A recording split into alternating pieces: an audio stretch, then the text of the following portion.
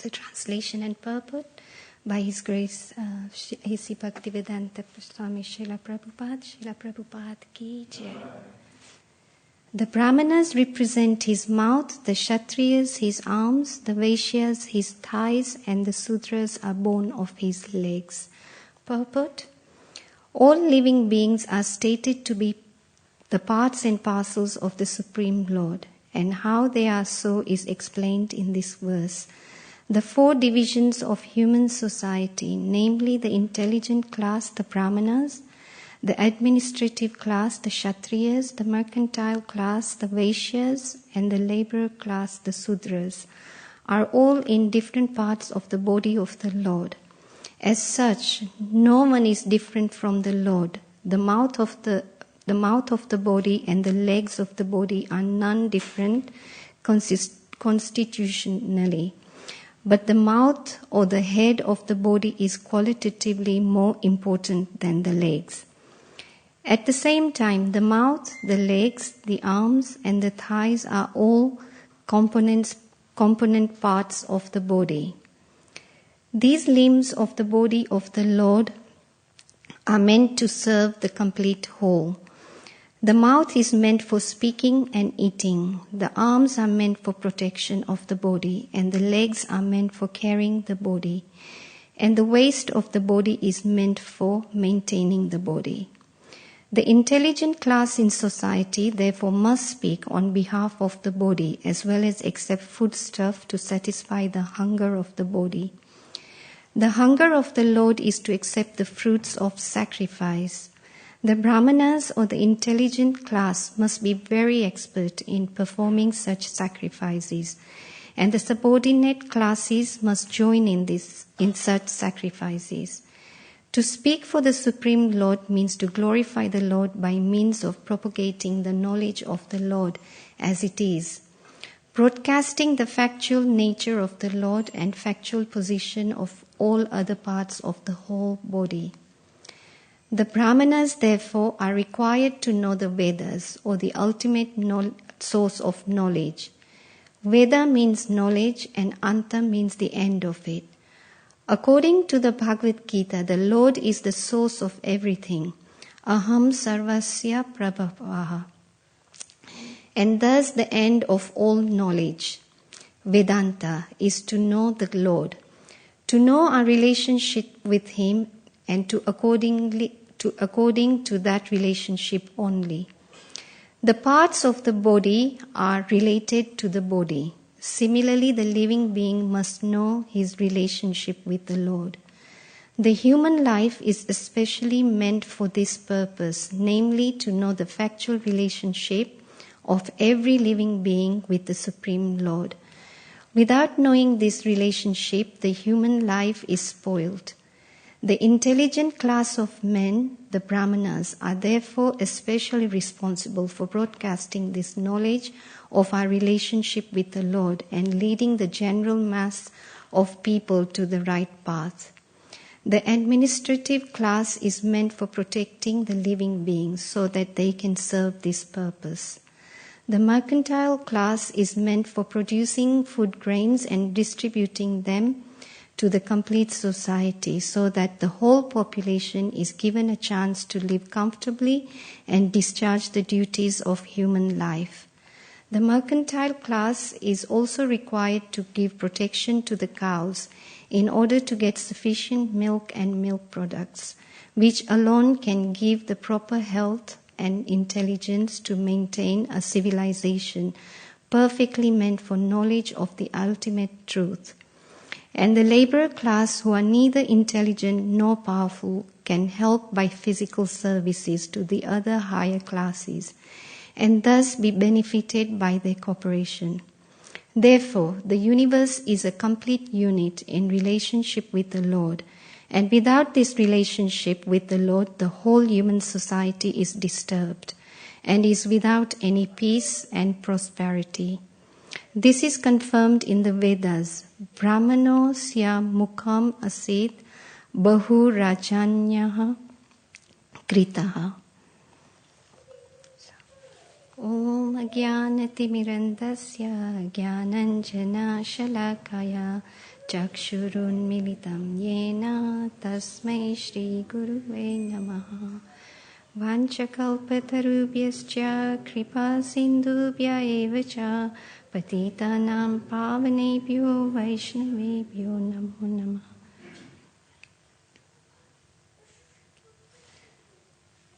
Hare Krishna. So thank you very much for giving me the opportunity to purify myself. My knowledge is very, very limited, and I'm sure that you will all help me so that we can discuss this verse.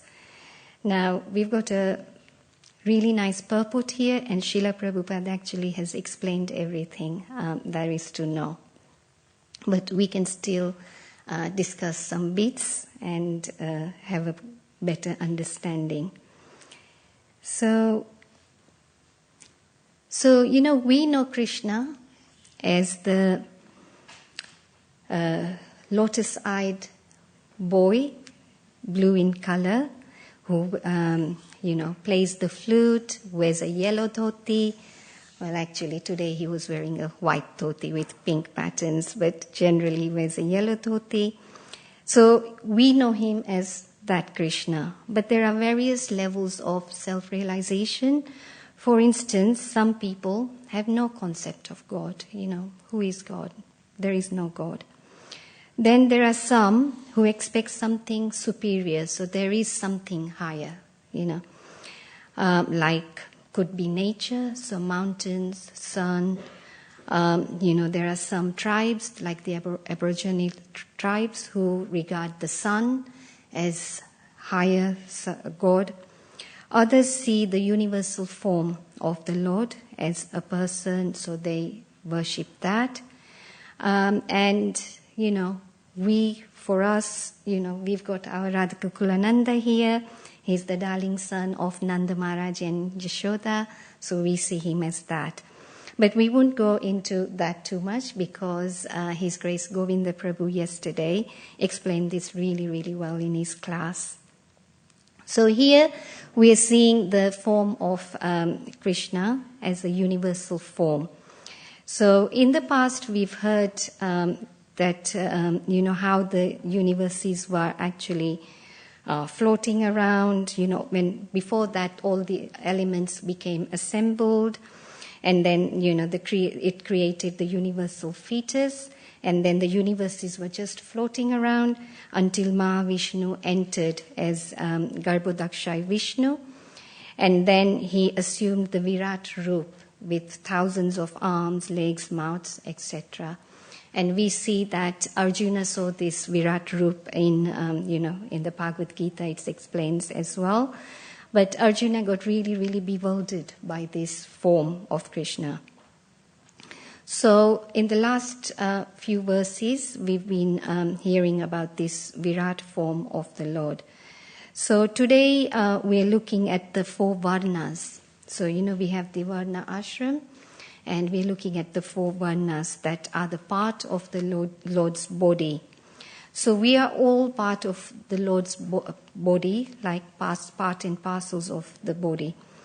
But here the 4 Varnas, so the Brahmanas, they represent the mouth, the Kshatriyas, the arms, the Vaishyas, his thighs, and the Sudras are born of his legs. So these are the components that make the Virat Roop body. So in the Vedic society, people who did not follow the Varna Ashram system were actually considered not civilized. So, they were almost outcasts. So, in the Bhagavad Gita, Krishna says that these divisions are made according to guna and karma. So, in verse 413, he says, Chatur Varnyam Maya Shrishtam Guna Karma Vibhakrasha. So according to the 3 modes of material nature and the work associated with them, the 4 divisions of the human society are created by me, Krishna says. So Srila Prabhupada explains that we have to understand that according to the past karmas, people are born under the influence of those modes, which are goodness, passion, and ignorance.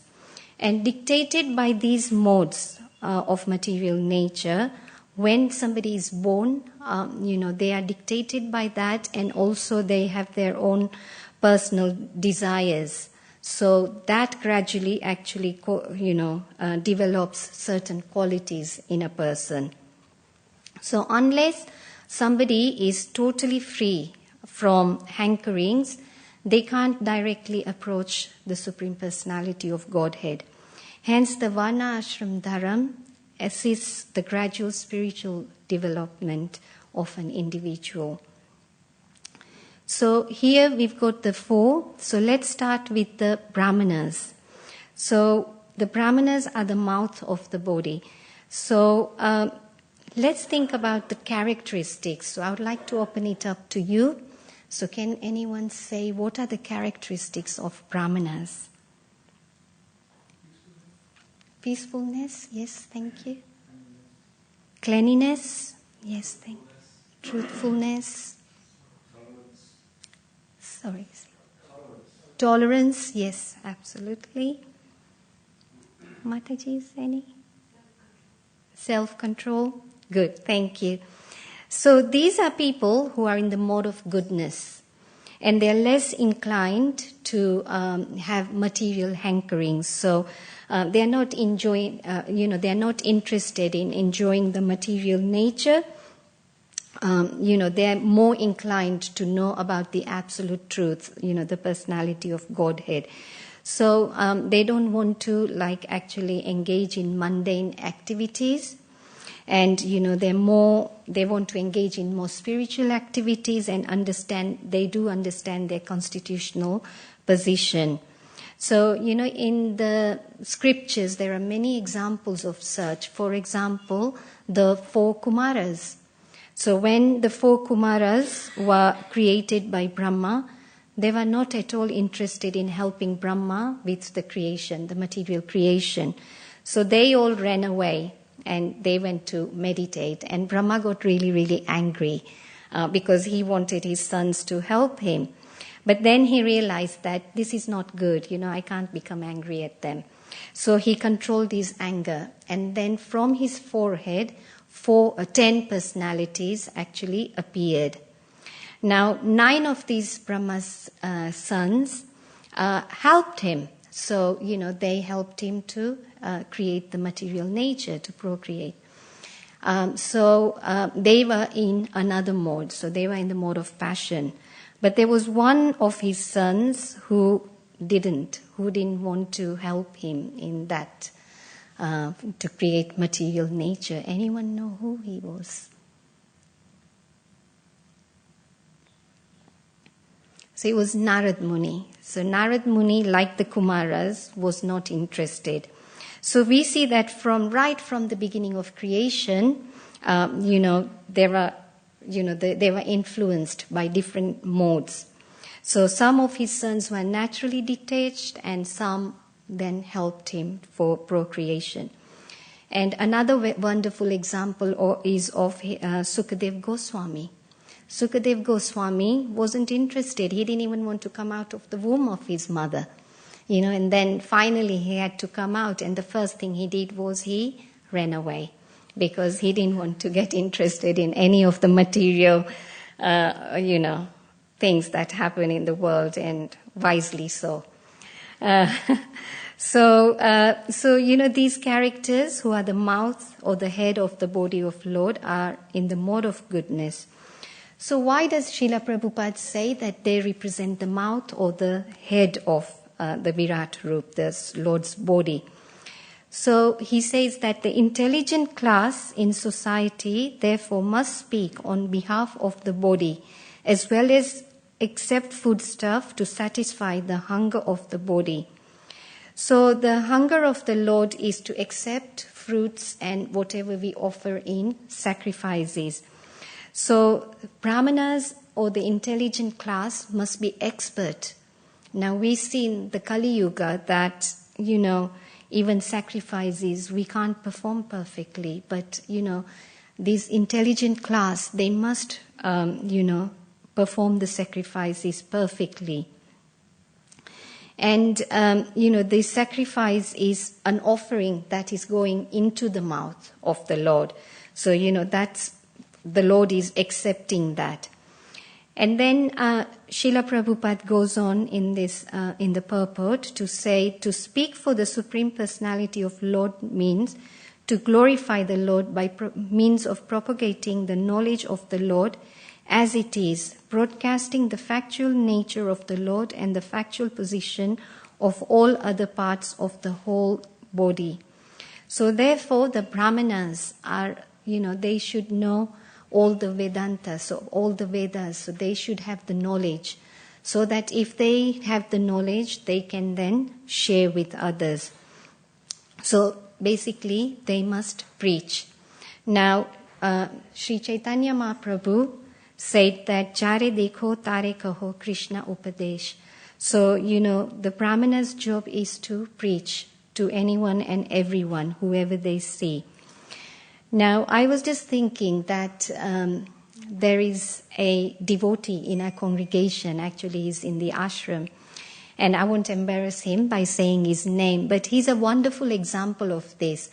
Whenever he's talking to anyone, whatever they're talking about, he will say, oh, I know a verse, and he gets his phone out and he shares, and I think most of you know who he is, and he shares the verse, and it's so wonderful that he can think of, that verse instantly. I wouldn't know, what verse to say. But he thinks of it instantly, so that is what it is, Jare dekho tare kaho. So in everything we say, you try and preach about Krishna. And then in the Bhagavad Gita, in 4.13, Krishna says that these classifications are not based on birth, but on qualities, consciousness, and abilities of a person. So, Srila Prabhupada again and again mentioned in, so many scriptures, so many lectures that by birth, somebody doesn't become a Brahmana. So, those who are sons of Brahmanas, they need to have these qualities. Just like the example that he gives is that a doctor's son is not automatically a doctor. You wouldn't trust them to do an operation on you.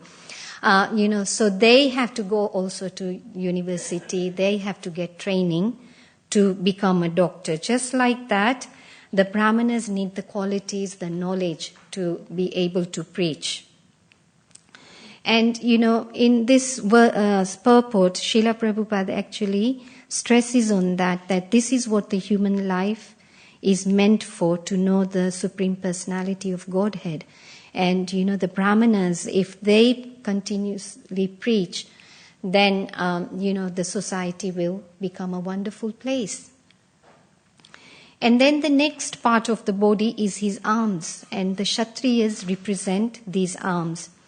Now, the Kshatriyas are in the mode of passion. So again, can anyone give me some of the qualities of Kshatriyas?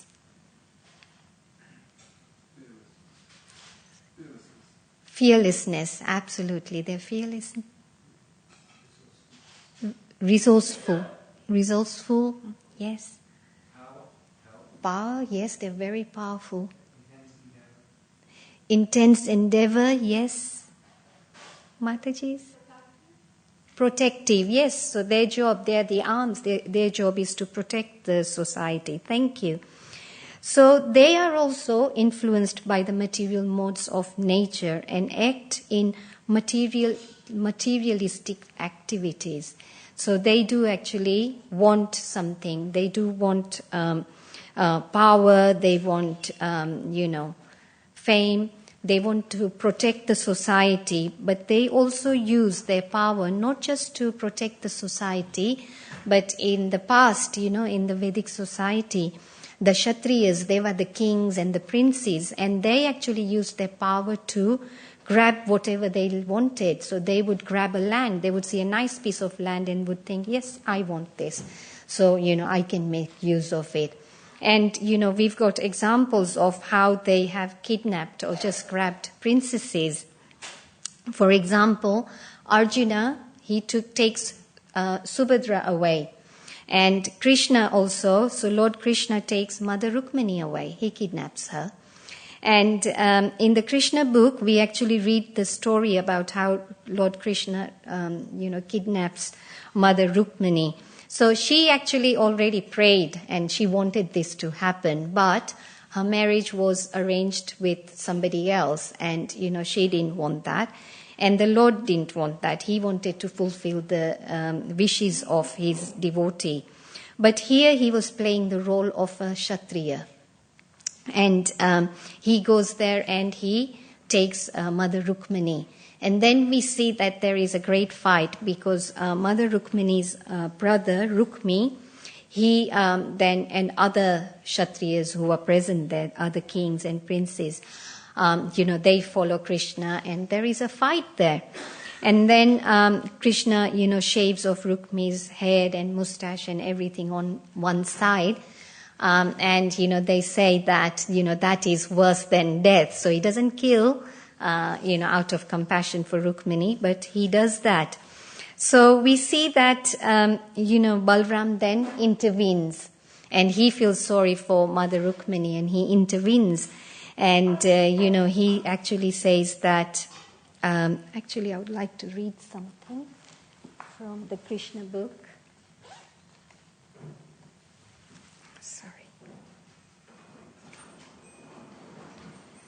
Shri Radha Gokulanand ki jai, Sitaram Lakshman Hanuman ji ki jai, Gaur Nitai ki jai, Srila Prabhupada ki jai.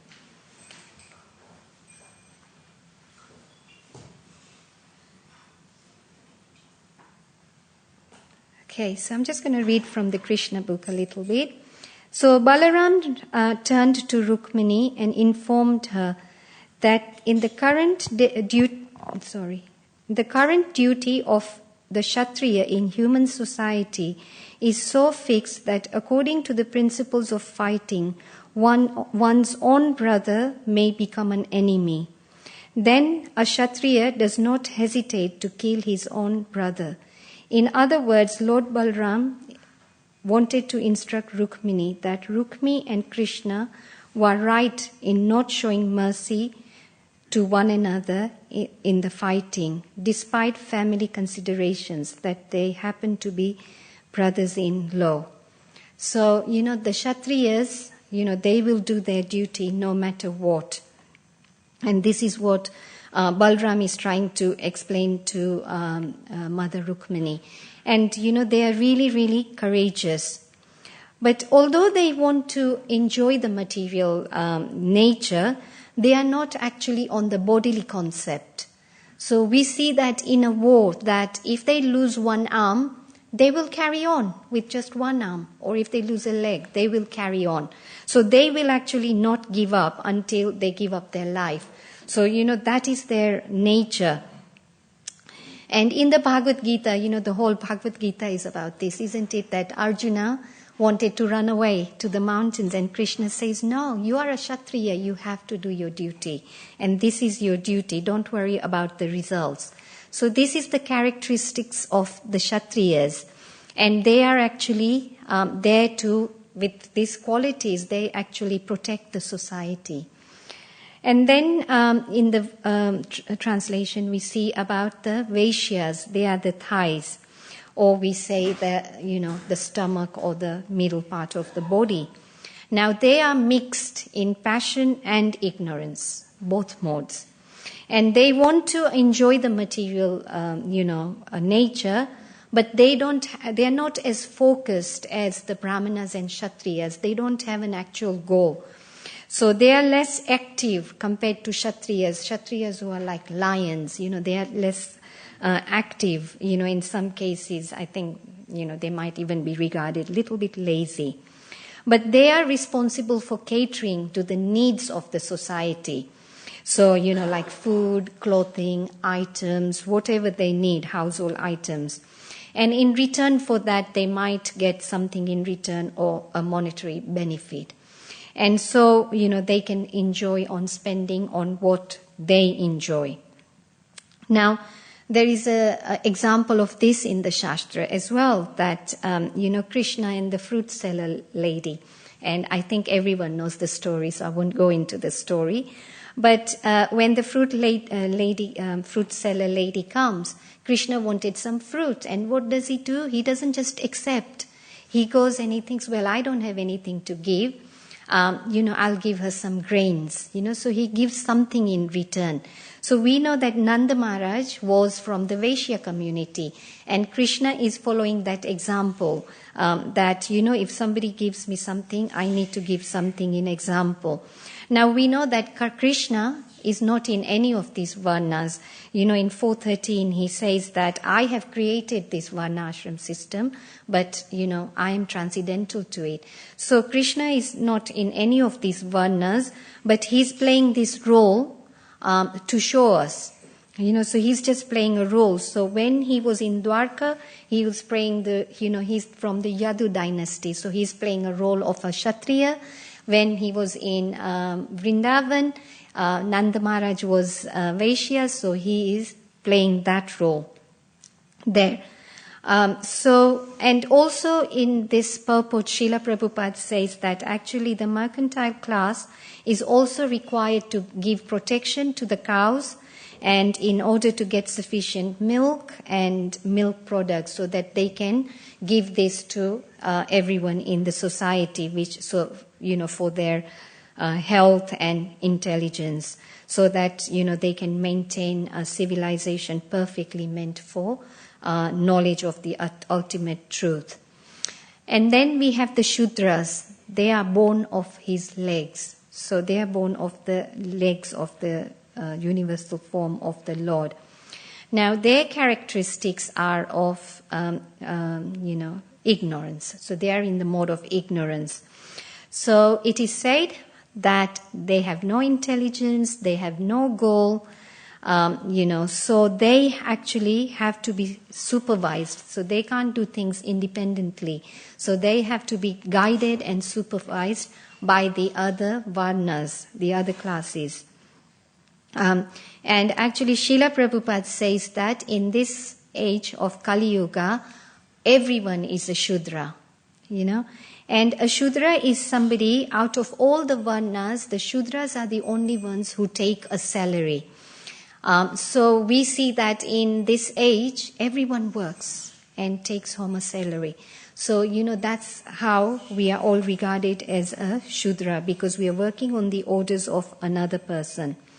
And we see that in this modern day age, everyone is, they are driven by the incentive of getting monetary benefits, money, isn't it? Now, I used to work in a school, and even children who are 7 years old, 6 years old, they would say, oh, when I grow up, I want to do this and this job. And you would question, so why?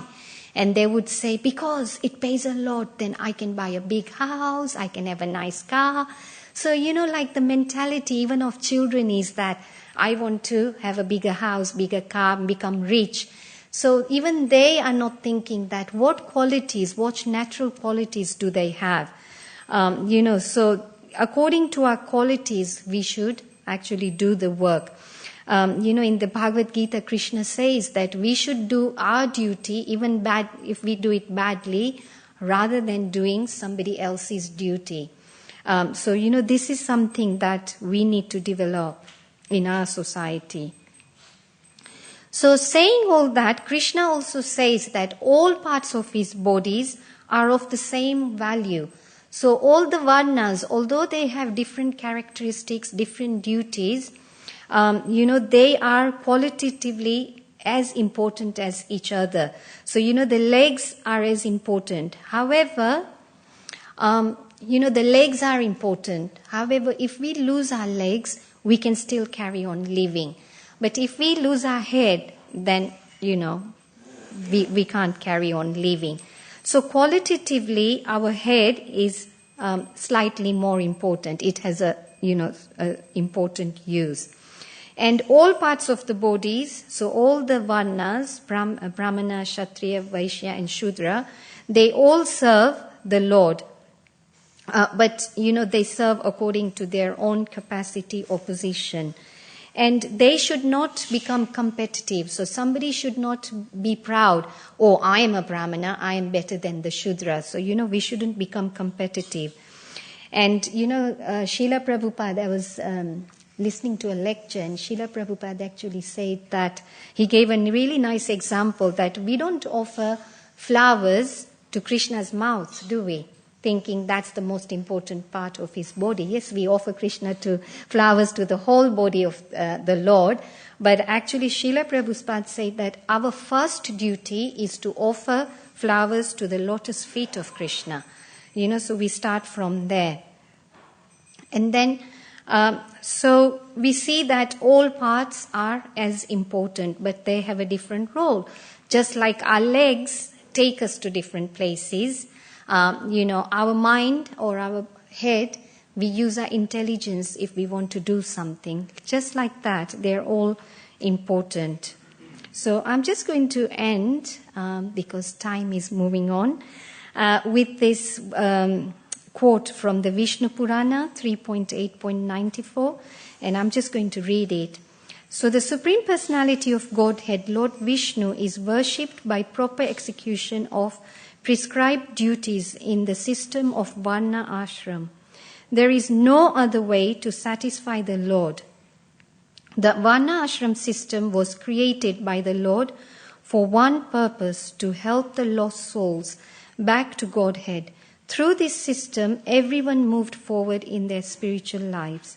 The Brahmanas gave directions, the Kshatriyas gave protection, the Vaishyas provided for their everyday needs, and the Sudras served all of the above. His system is meant to gradually purify those who are inimical to the Supreme Lord, bringing them back to their constitutional position of love of Godhead. So, like it says in this verse, the complete unit is the relationship with the Lord, and without that relationship with the Lord, this human society is disturbed, and without peace and prosperity. So we see that in this day and age, peace and prosperity are very difficult to find. And, this could be the reason. So, as ISKCON, as this congregation, as all of us in Srila Prabhupada's, footsteps, this is something that we must really work on to, bring back the Varnashram system in our society, so that the society can be peaceful and prosperous, and we can all make our way back to Godhead, back to Krishna. So I will end there, and I ask for forgiveness for any mistakes I might have made. And I would like to open it up for any reflections or any corrections. Hare Krishna.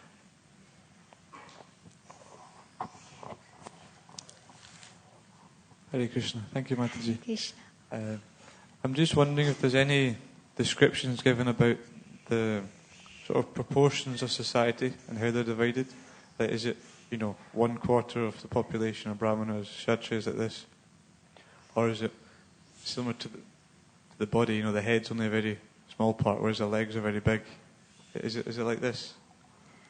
I think somebody else can answer that question, but according to the purport, it said that they're all important. So I would say that, it could be equal proportion, but I'm not sure, so I don't want to speculate. If anyone else knows, please.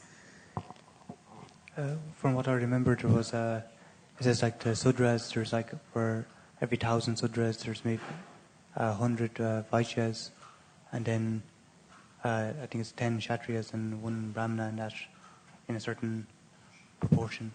Oh, wow. Okay. That mightn't be 100% correct in terms of what I said, but that's, we can find it later, yeah. Okay, thank you.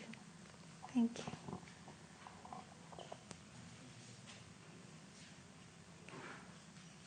Anyone else? No? Okay. Okay, thank you so much for patiently joining in. Srila Prabhupada ki jai. Gaur Premanande Hari Hari Bol.